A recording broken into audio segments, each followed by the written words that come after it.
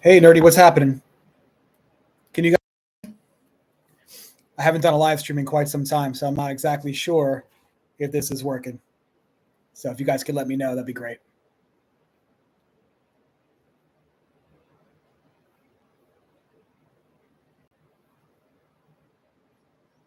Oh, you're very welcome.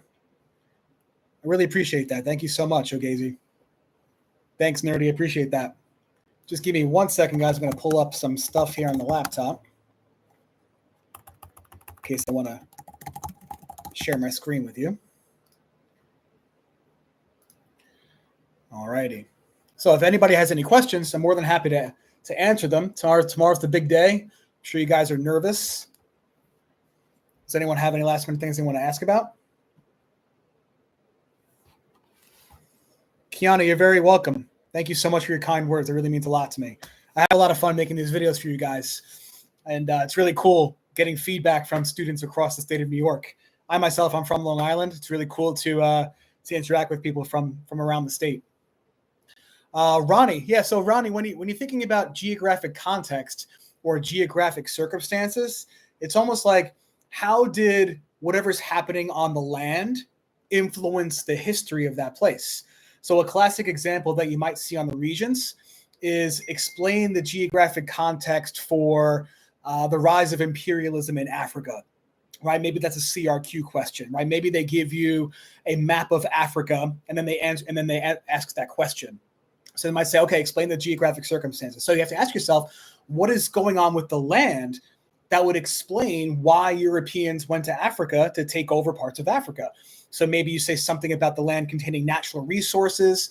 If you're looking for a specific example, maybe it's the Congo region of Africa, right, which was known for having rubber. And within during the Industrial Revolution, countries in Europe wanted access to rubber to create things like tires for bikes, tires for cars, to make assembly lines for products, right? Rubber is an important natural resource. So when you get geographic context, ask yourself, what is happening on the land and how did the land influence the history? Hopefully that clears things up. Ronnie, let me know if that helps you guys.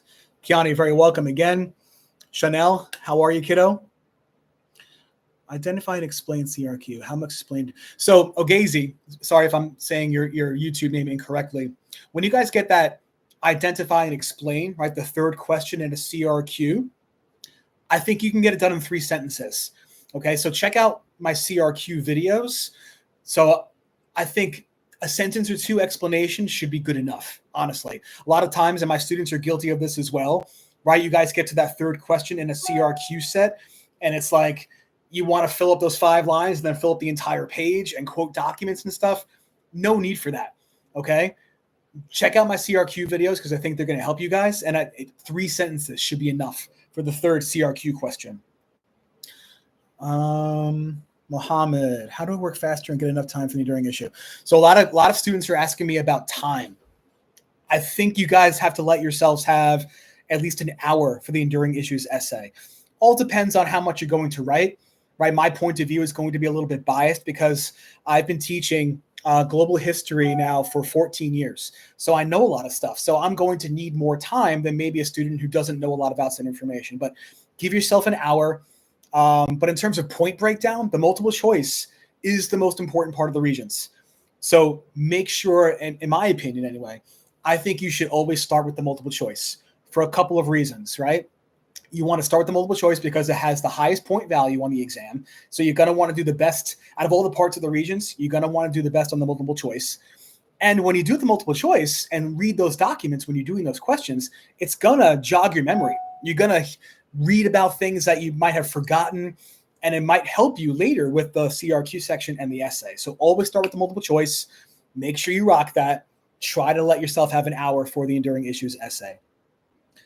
G Master T, can we use evidence from before 1750? Yeah, great question, and you absolutely can. If you guys use, just give me 1 second, let me just fix my chair here.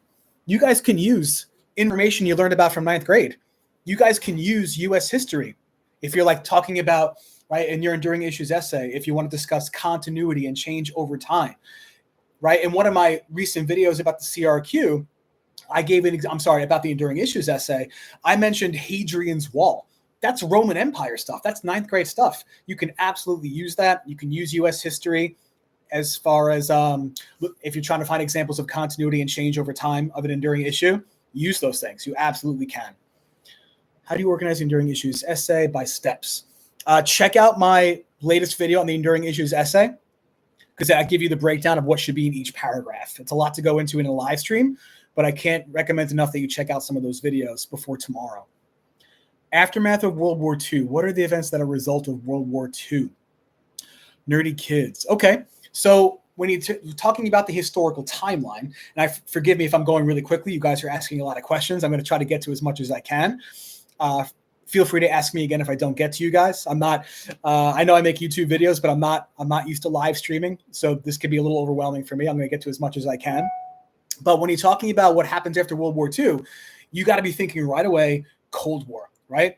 Who were the two superpowers left after World War II is over? It's the United States. It's the Soviet Union. They want to spread communism. We want to contain communism, right? And that takes shape in a lot of different ways across the world, right? That can mean, if it's an American point of view, right, that can mean sending troops to Vietnam, to Korea, to try to, by force, stop the spread of communism. It could also mean supporting another country's army in a fight against communism. A classic example of that would be when the Russians invaded Afghanistan in 1979. We didn't go to Afghanistan to physically stop the spread of communism, but what did we do? We helped the Mujahideen, right? Those holy warriors who were very anti-communist. We took up their side in an attempt to stop the spread of communism. So when you're talking about the end of World War II, you're already thinking Cold War. You might also want to keep in mind the Nuremberg trials, right, which is where we tried to prosecute the Nazis for their crimes against humanity, right? And the United Nations is formed, and they issued their Declaration of the Rights of Man, all right? Or rather, that's the French document, right? The Universal Declaration of Human Rights was the one put out by the UN in 1948. Okay, so think about Cold War, think about the UN. Those are big things to know about for the end of World War II. Ronnie, happy to help. Timing, yeah. So again, try to give yourself an hour for the enduring issues essay, but make sure that the multiple choice is the best thing you've got going in terms of, like, let me rephrase that. Sorry, I'm trying to read comments and talk at the same time. Again, I'm not much of a live streamer. Dedicate whatever time is necessary, kind of, right, to multiple choice, because that's the most important part of the exam. And that's going to help you with your enduring issues essay. Samira, kiddo, it depends on the test. It depends. Like, every year is going to have a slightly different curve. So I'll say get as much right as you can on the multiple choice. And the rest of it is just cake, I suppose, right? Again, let me preface this. It depends on the exam. There have been times where, like, if you got all the multiple choice right, but bomb the rest, you can still squeak by with a 65 on the Regents, but that's not always the case. You're going to want to get some points on the other sections. And again, it depends on the year. Marielle, let me just check out your comment here. For the CRQ, as long as I say where they're looking, as long as I say what I'm looking for, it doesn't count. Marielle, I'm not quite sure what you mean, kiddo. Maybe you can rephrase your question. Eamon, let me see here. Sorry, guys, bear with me here. It's hard to keep up with all the comments. I appreciate your participation in this. Barack, what's up, kiddo? Great to see you. Sorry I haven't been in class. It's been weird being on leave, with the baby. It's hard not being in school for me, big time. Can you go over connecting your outside information to the documents? Even, yeah. So when you're writing your enduring issues essay, outside information kind of comes in two forms, right? You have, like, outside information that helps you explain what's happening in the document, and then outside information in the form of continuity and change over time. So if you check out one of my enduring issues videos, I think of outside information almost like historical circumstances, right? Like, what might have been the lead up to what is happening in the document. Because if you could explain the lead up to a document, right, what had to happen in history first, that's good outside information. In terms of continuity and change over time, it's like, what other events in history demonstrate the enduring issue found in that document? For example, in my last enduring issues video, there was, I believe, a document, I want to say it was document number 1, about the Irish potato famine and migration to the United States. So if you could write a little bit about, I don't know, British imperialism in Ireland, right? And how that maybe led to the British forcing the Irish to export their oats and wheat, and then the Irish become dependent on the potato. That stuff's not in the document. So if you can kind of explain some of that, that would certainly help your discussion. But don't go crazy. Make sure you have some outside information, but you don't have to have a ton to get a good grade on the essay. I'm sorry if that was very confusing, but Eamon, definitely check out my Enduring Issues essay video. Even if you only watched half of it, it will help you understand the best ways to weave in outside information. Dookie Playas, how to come up with outside information on the essay part. Again, ask yourself, if you can't come up with something, ask yourself what stuff happened in history that would have led to the document happening. Because if you could weave that into your discussion, I think that would help, and that's good outside information. That Mapbot, what are the best enduring issues to know inside and out? So if you guys check out my Enduring Issues videos, in the description, I made a list that you can download or at least view. You can always do a file, make a copy on Google Docs. I made a video about the enduring issues that often come up on the Regents. There's no real pattern. People often ask me this all the time, which enduring issues should I know? It's going to be different on every Regents. And a lot of the times you can find multiple enduring issues in each exam, right? So it's going to be what do you see? As long as you can justify your choice, you're going to be fine. Ronnie, with CRQ, I have trouble knowing if I put overall history. There was a historical circumstance question for Japan being bombed. The answer was Japan not giving up. Why wasn't it World War II? Ronnie, if you can let me know which regions you're referring to, I'll take a look at the question itself. But I think, so a historical circumstance question for Japan being bombed could be the Japanese attack on Pearl Harbor, right? That had to happen first. Japan not surrendering could also be, like you said, a historical circumstance for using the atomic bomb on Japan. But I think World War II itself might just be a little bit vague, right? Because you have to kind of give reason for why we resorted to using the atomic bomb, right? Whereas we didn't use that against anybody else. So you want to maybe be a little more specific.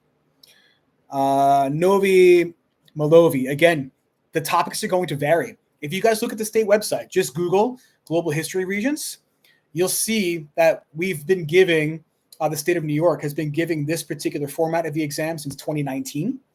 And every test is going to be a little bit different. Some topics come up more often than others, but there's no real pattern. So you're going to want to be familiar with the entire curriculum for sure. Mohammed, are you taking the exam in English? I guess is my first question. Because I know sometimes if people are, if English is a new language, sometimes you have the option to take the exam in a different language. So let me know about that. Can you talk about the 1911 revolution, please? Ella, are you referring to Chinese history with that question? Let me know. You might be referring to the rise of nationalism in China in response to like the 1800s, right? Remember, guys, the 1800s was like the century of humiliation for China, where China got dominated in the Opium War, and then China got carved up into spheres of influence, right? So think about that from a Chinese point of view. We're talking about the global superpower for what, thousands of years, and now little itty bitty Britain beat China in the Opium War. It doesn't make any sense, right? Kind of shows you maybe how far behind the times they were in terms of technology. And by the early 20th century, China is trying to catch up. Right? So you get the rise of a nationalist movement, you get the rise of a communist movement, two competing visions for how to fix the country's problems. And then the Chinese Civil War starts in the years just before World War II. The multiple choice, this is Joe World. The multiple choice in the CRQ is easy, but I promise with the enduring issues. Enduring issues essay is really hard. No ifs, ands, or buts. That's a very difficult thing to do. Again, feel free. I know it's probably last minute. It's probably the last thing you want to do right now is watch one of my videos. But check out my videos, guys, on the enduring issues essay. You probably have some time tonight. I don't know. Hopefully you guys don't have any tests in the morning. Maybe you have the morning to do some last minute cramming as well. But at the very least, if you can know what to expect when it comes to the essay, it's going to help you. What do I do if I'm in the middle of the multiple choice but don't remember? Marielle, I would recommend skipping it and going back to it later. Maybe something you'll see in the test might jog your memory, but just don't forget to go back, right? Chloe, process of elimination. Try to get yourself down to 2 answer choices because that's going to help you, okay? Look at every answer choice. Try to plug them into the source, right? A lot of times with the Regents, they ask you which one of these claims can be proven using the source. Well, if you if you use process of elimination, ask yourself, okay, does this source, can I use this source to prove this statement?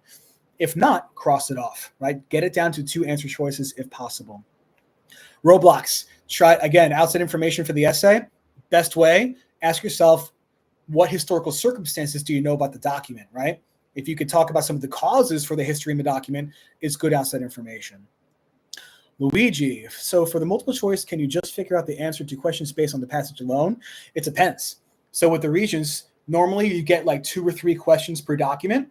Usually the first question will say, in a document set, it'll ask you an answer, it'll ask you a question straight up from the document. Like, what can you, like I said before, which answer choice can you prove to be true using the source? So that's another way of saying you can use the document to answer the question.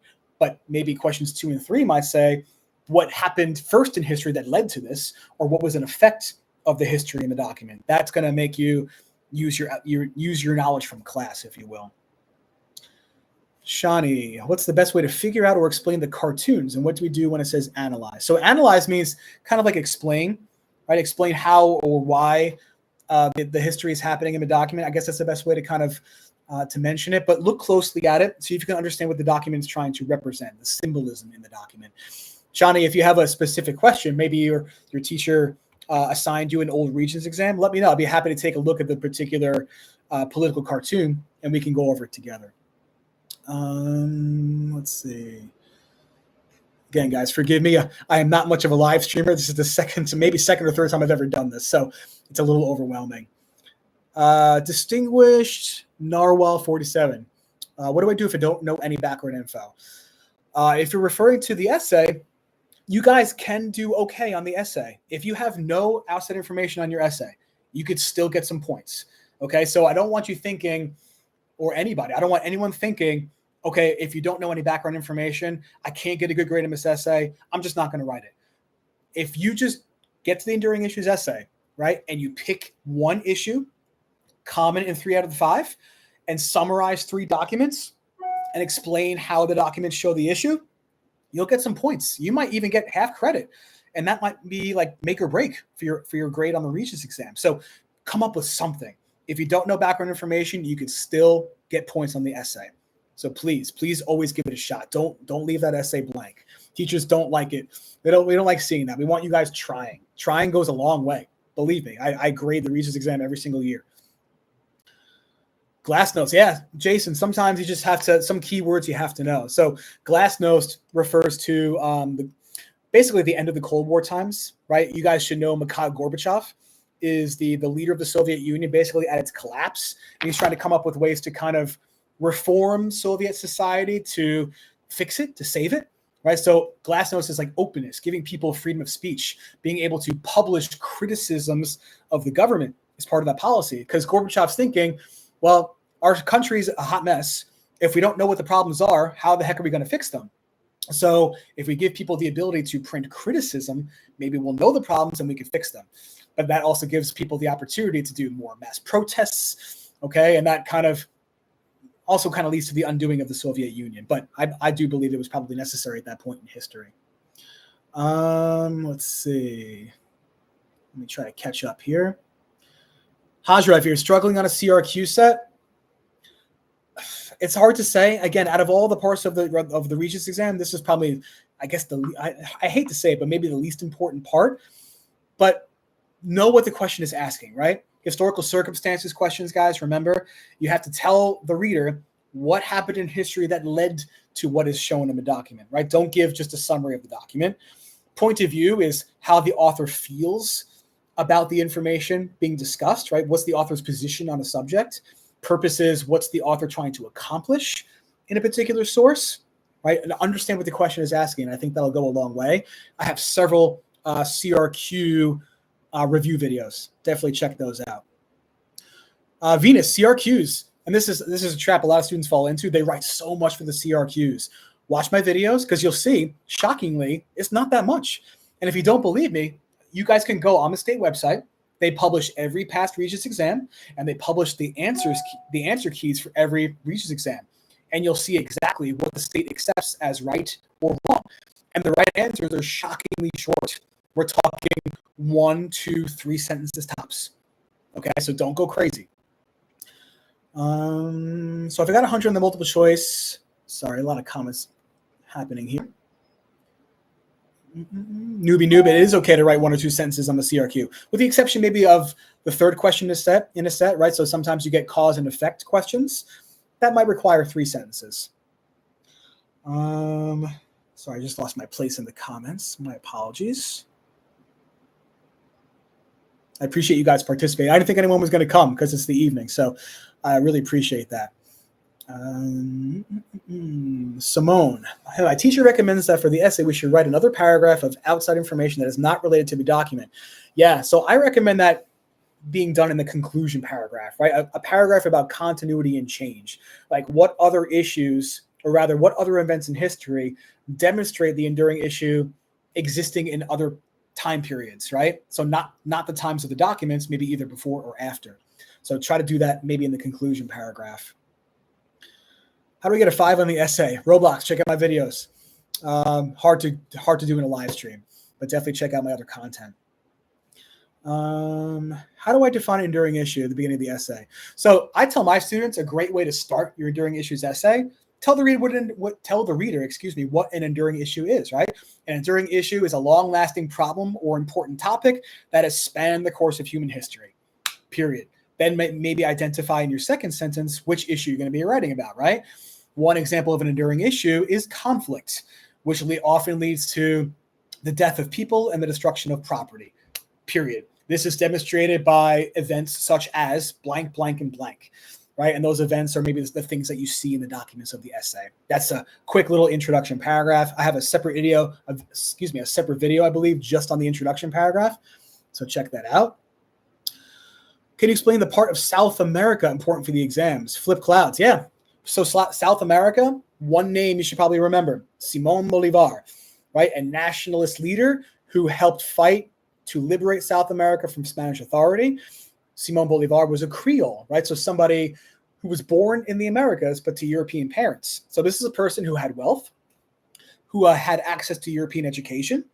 So we learned about the Enlightenment ideas of like people like John Locke and Montesquieu. So those kinds of ideas, very inspirational, right? John Locke was like, basically, if your government is denying you rights, you have the right to overthrow that government. Very inspirational to people like Simón Bolívar. So he worked to liberate South America, but South America is a very diverse place culturally, right? You've got indigenous populations, you've got European-born people, you've got Americans of European descent, and Simón Bolívar wanted, really, much like Kwame Nkrumah in Africa ever since the end of World War II, wanted to create basically a United States of South America.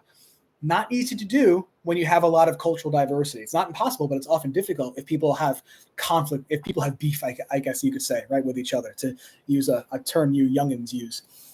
So remember Simón Bolívar for South America, very important. General time period for the global regions, 1750 to the present. That's your curriculum, for sure. Steps of enduring issues essay, definitely check out my videos. Sorry, I think I lost my place in the commenting. I'm just going to go to the most recent comments here. So feel free to ask me again. Glorious Revolution, don't need to know about it for the Regents. That's 9th grade history. Do we need to cite for the essay? Technically, you do not need to cite your documents in the enduring issues essay. Should you? Yes, you should, because that will indicate to the reader really well that you're using information from the documents.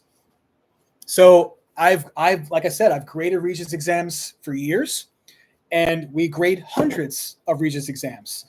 And sometimes teachers get a little bit dizzy. They see a lot of essays, and I'm not going to say we skim, but we read really quickly. So if you make a point to cite the document, we're going to absolutely be sure that you're talking about a document. So I recommend highly that you cite the documents. Comments are really rolling in, so I'm going to try my best to backtrack a little bit. John Locke's, Jason Lerner, John Locke's 2 treatises.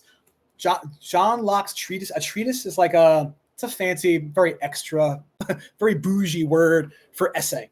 John Locke's essays are about natural rights, right?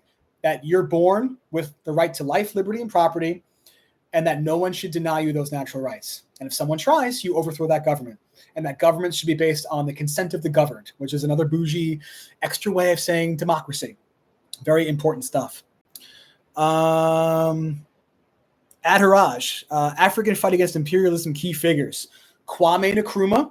Okay, this is a person who led Ghana in that period of decolonization. He comes up a lot. Jomo Kenyatta, a person who led the Mau Mau movement in Kenya. You don't need to know Mau Mau movement specifically. Just know that Jomo Kenyatta was a nationalist leader that helped overthrow the British. South America, while South America was already independent before World War II, you got to know Nelson Mandela, right? The guy who helped end apartheid and bring about true democratic policy in South Africa, right? So if you can remember Kwame Nkrumah, Jomo Kenyatta, Nelson Mandela, you should be covered when it comes to modern African history. Amir, it depends. It depends on how quickly your school can get the essays graded. I happen to work in a very large school, which, yes, that means a lot of kids taking the Regents exam, but also a lot of teachers on deck to grade. So we get the grades out pretty quickly, but it depends on your school. Let's see. Important dates to know. There are several. When I was a kid, you needed to know more. But when you asked me that question about key dates, it couldn't hurt to know when Pearl Harbor was bombed, right? December 7th, 1941. And they're never going to ask you, like, you'll never see in a question, when was Pearl Harbor attacked? It's going to be more like, can you understand the chronological order of historical events, right? So you should probably know that the Japanese attack on Pearl Harbor comes before the American atomic bomb attack on Hiroshima and Nagasaki. Okay, it's about chronological order more than specific dates. Maybe the other one that jumps out at me is 1989. That's when the Berlin Wall came down. Good one to know for sure, right? Kind of symbolic for the end of the Cold War. Shani, can you please... my apologies, guys, if I'm mispronouncing any of your YouTube names. My apologies. Even my own name. I mispronounced my own name. Technically, it's Cellini. It's Italian, but I don't say it that way. Can you explain the cartooning questions on the January 24 Regents and questions about it? Shani, if you could tell me a specific one, I'd be happy to take a look at it. Let's see. 18 and 19 on the January 24. Okay, let me take a quick peek. Give me 1 second while I do that. Questions 18 and 19. Did you say January 24? January 24. Okay, let me take a quick look.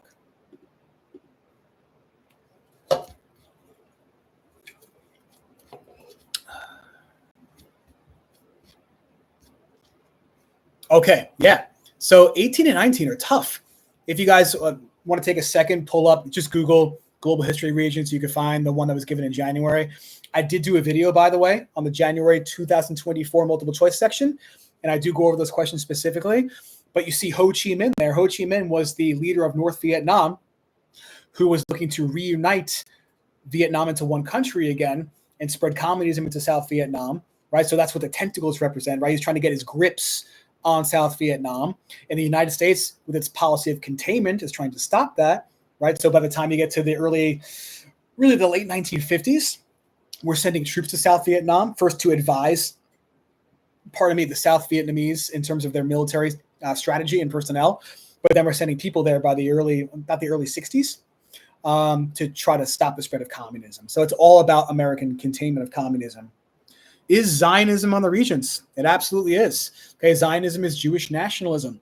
And you guys are living in a world, really, it might seem new, right? It's very controversial for me to even talk about the stuff going on in the Middle East right now, right? The conflict between Israelis and people of Arabic descent, right? Or you can call them the Palestinians. But that conflict, guys, has been going on since the end of World War II, when the British, who were running that territory, said, we don't know what to do with it. Here, United Nations, you figure it out, right? And they just divided up the land, and then no one was happy, and there's been conflict ever since. So Zionism is Jewish nationalism. It's this idea that Jewish people should have a homeland, which from a Jewish point of view, that's what they had going back to like BC times. And it was denied to them by various people over time, such as the Roman Empire. So Zionism is like this idea that Jewish people would be more prosperous if they had their homeland back, where they would be a majority group again. So it's this encouragement of people to move back to what they perceived as, not what I perceived, what they perceived to be their homeland, where they would be a majority again and never subjected to persecution. Obviously, Zionism would increase after World War II because the world at large is like, oh my goodness, the Holocaust was horrible. We can't let this happen again. So a lot of countries at the time supported Zionism, and that led to some unfortunate consequences for the people of Arabic descent that lived in that part of the world, as you guys probably know, right? It's in the news all the time. Leah Randall, can you explain Stalin? Yeah, so Stalin was the communist leader of the Soviet Union between 1927-ish. I want to say Vladimir Lenin died in 27. So I think Stalin took over right after that, right? Probably not a gap. So 27, 28, something like that. You don't need another year. And he led the Soviet Union from 27 to 1953. It's when Stalin died. And the Regents does like to often compare Stalin to people like Mao Zedong of China. Like, what did these guys do as communist leaders? The themes are the same. Censorship of the media, collectivization of agriculture in an attempt to produce more food, right? Get all the peasants together to live and work on government-owned land, which led to massive amounts of famine because those things were not efficient. There was no, incentive to work really hard on those farms because it's not like you made more money the harder you worked. So why should I work that hard? And they also were into 5-year plans, right, to try to boost industrialization of their societies. 5-year plans, collective farms, censorship, repression of dissent, big themes for the Soviet Union and for China under Mao Zedong. Samira, if I don't use one of the documents on the essay, like I don't use French Revolution document, can I use it as a similar one in one of my other body paragraphs? Samir, I'm not quite sure what you mean, kiddo, but you don't need to use all 5 documents, guys, in the Enduring Issues essay. In fact, I don't recommend that you do that. Use 3 documents, right? Your goal is to find one enduring issue common in 3 out of the 5 documents. I would write about 3 documents with a lot of detail rather than you try to write about all 5. Okay, write about 3. Don't try to write about all 5. So if you can use the document somewhere, I pick 3 that you could find an enduring issue common in, but also 3 that you're familiar with, right? In terms of the history. Lonely, yes, you can pass the Regents if your enduring issues essay is not great. You don't need to get 100. If you could do really well in the other parts, try to come up with something on the essay to get yourself some points to be safe, but you can pass if your essay is not good. ERX, 3 documents. Don't use all 5. I think I talked about South America already. Simón Bolívar. This video will be up after I'm done, which I can't go too much longer, guys. I do have to call it quits probably, I don't know. We'll see. Sometime soon. But you can go back and watch this for sure. Simón Bolívar, nationalist leader of South America, for sure. Ho Chi Minh, Vietnamese leader of the North who tried to reunite the country under communism. Enlightenment people. John Locke's the big one. Life, liberty, property, natural rights. Montesquieu, the guy who wanted 3 branches of government. Voltaire, a guy who supported freedom of speech and religion.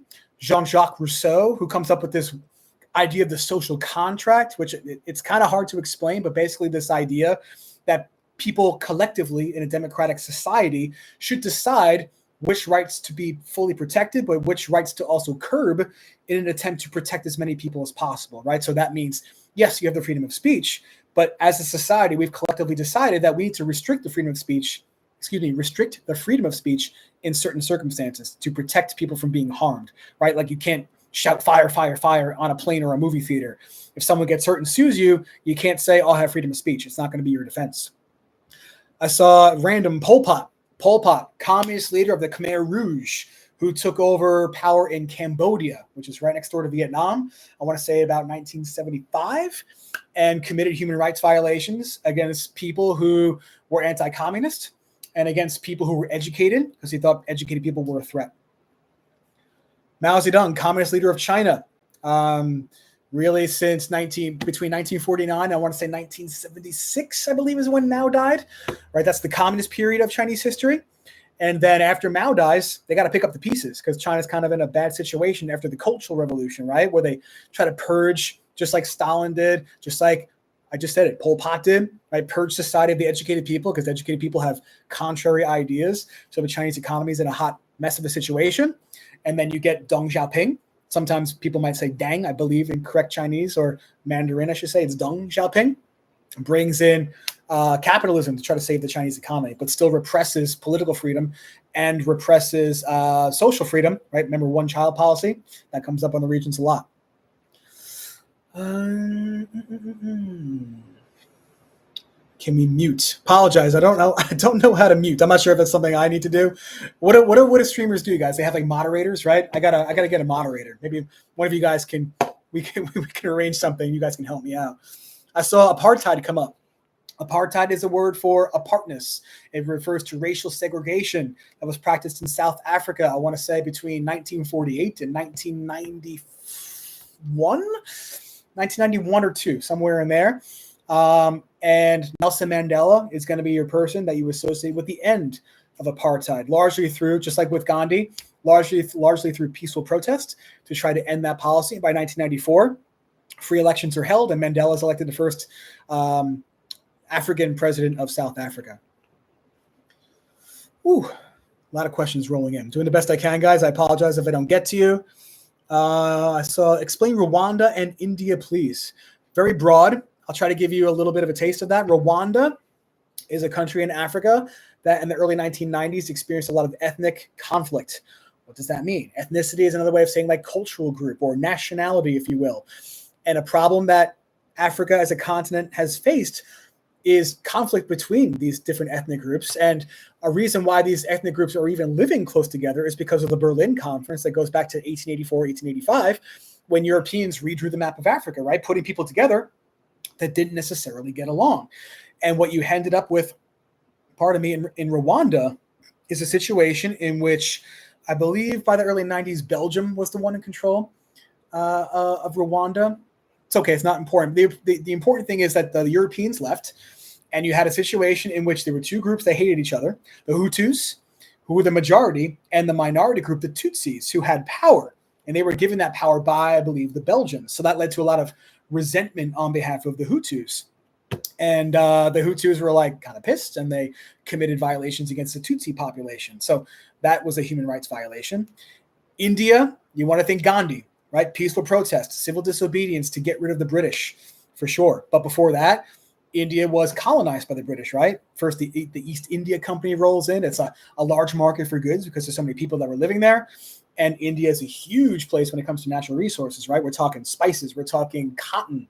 So if you're the British and you want to mass produce shirts in your factories, you're going to need your cotton from somewhere. Cotton grows in hot climates. I've been to England a couple of times in July, and I wore winter clothes outside. So it's cold. You're not growing cotton in northern England. So you're going to have to get those resources from other places, right? They got them from the American South. They got them from Egypt, from Turkey, from India. It's all part of colonialism. Whew. Let's see. Can we talk about stuff before 1700 in the essay? Juno Beach, you absolutely can. You absolutely can. Ninth grade stuff is allowed. I saw somebody, I think I saw Turkey. Can you talk about Turkey, Kemal Ataturk, and how he turned Turkey into a modern, westernized, non-religious nation? Whew, Ryan, I can. Okay, so before Turkey was Turkey, Turkish people ruled this thing called the Ottoman Empire. Super huge, multi-ethnic. They ruled over North Africa. They ruled over what Europeans and Americans might call the Middle East. They ruled over southern and parts of Eastern Europe. Okay, so because of nationalist movements growing within the empire, which is common. The Greeks, for example, broke away just before World War I. The empire was on the verge of collapse. World War I, the Ottomans sided with the Germans, okay? And you should know that the Germans lost World War I, just like they lost World War II. So therefore, the Ottomans lost World War I. And the winners divided the spoils, right? So German colonies got taken over by Europeans, but also former Ottoman territories got colonized by the Europeans, but maybe not colonized. That's not the word, right? The word the Regents likes to use, and it's more proper, is mandates. Ottoman territory, a lot of it became mandates of the Europeans. So that means think of them as temporary colonies, areas that would be administered by European powers and granted independence at a later date. Why is that important? Palestine was a British mandate. And because of increased Zionism, more and more people of Jewish descent moving to Palestine, having conflict with the already established Arab population in Palestine, that led to the division of Palestine and then the conflict that we see today. So then the Ottoman Empire is gone, and Kemal Ataturk led a rapid nationalist movement in what you'd call Turkey today to try to save what was left. They fought a war, the Turkish War of Independence, I want to say happened in 1922, to get rid of the British and the French, and they were successful. And Kemal Ataturk is like, well, if we got to find a way to get our country strong again.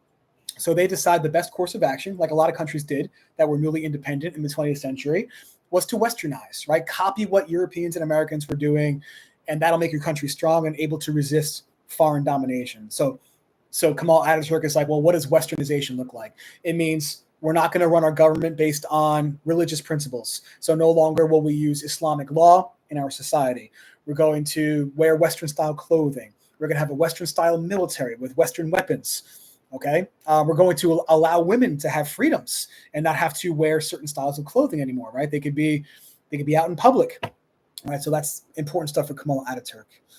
I can hang with you guys for a few more minutes. Appreciate you all hopping in.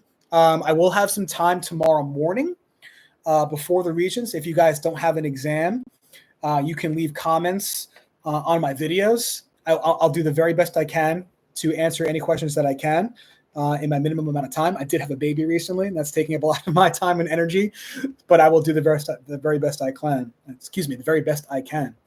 Clemens von Metternich. I'd be shocked if that guy came up on the Regents by name. But von Metternich is an Austrian.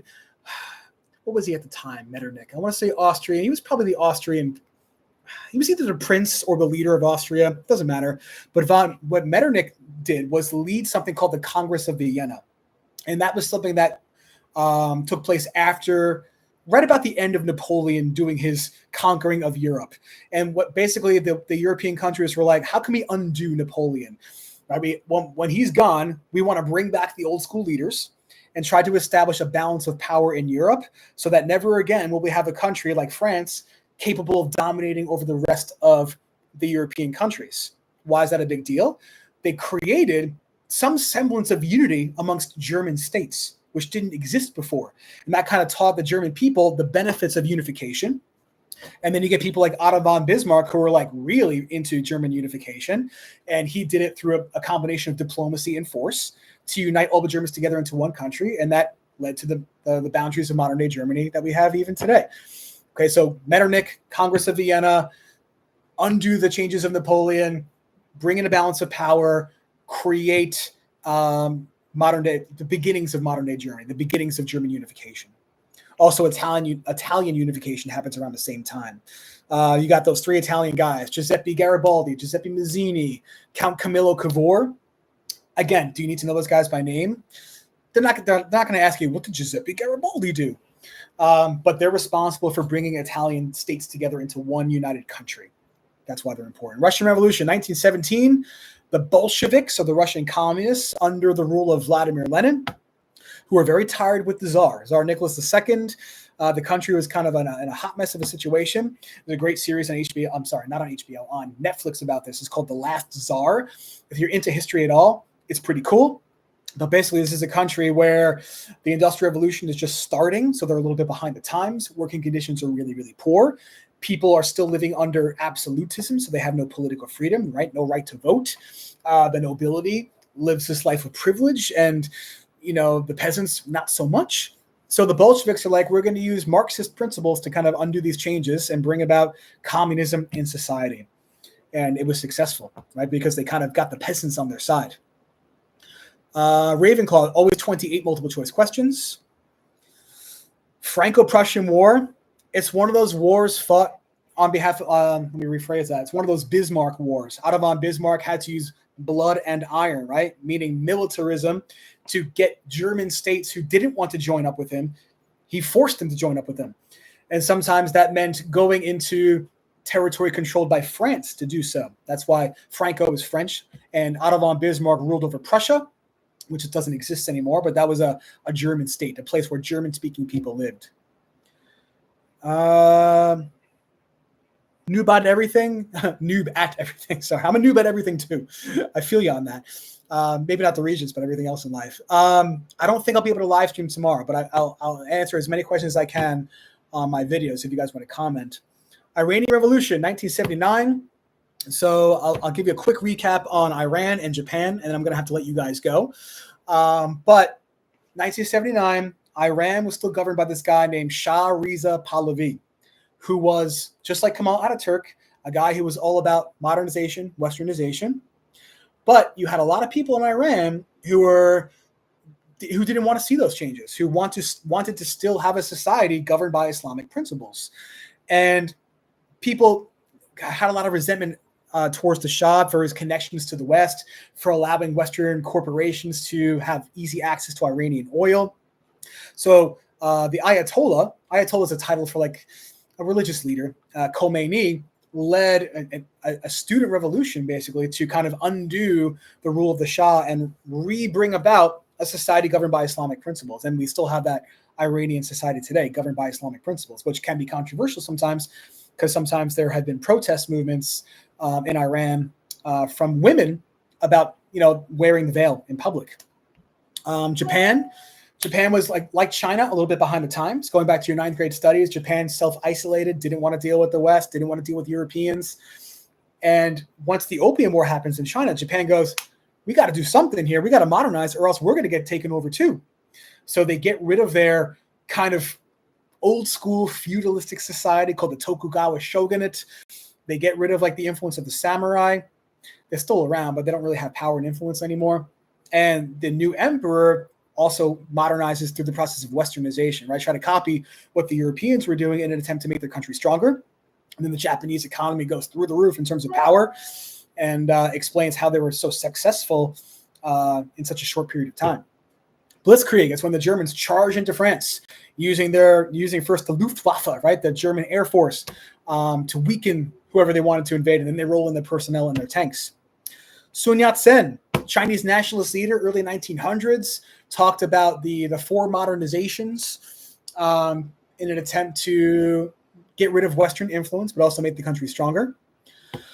Theocracy, a government run by religious leaders. Iran is a classic example of that. Meiji Restoration, I kind of just touched upon. Mr. Cellini, I'm living in Kings Highway. I'm waiting you. All right. Hopefully that's a good thing. All right, guys. So this has been awesome. I'm going to have to pause here, though. I have to proceed with the rest of my evening. Thank you so much for participating. Feel free to drop some questions on my other videos if you have any specific questions. Do remember, guys, you can look at the old Regents exams to get a sense of the format. Check out my other videos. And really happy to have hopefully helped you guys out a little bit. All right, so good luck tomorrow. Give it your best shot. Please, if you're struggling with the essay, try. Right? Worst comes to worst, you don't get a good grade on it, but get some points on the essay, guys. Do not leave that thing blank. All right? Check out the videos. They'll help you. Best of luck, and thank you again. Take care.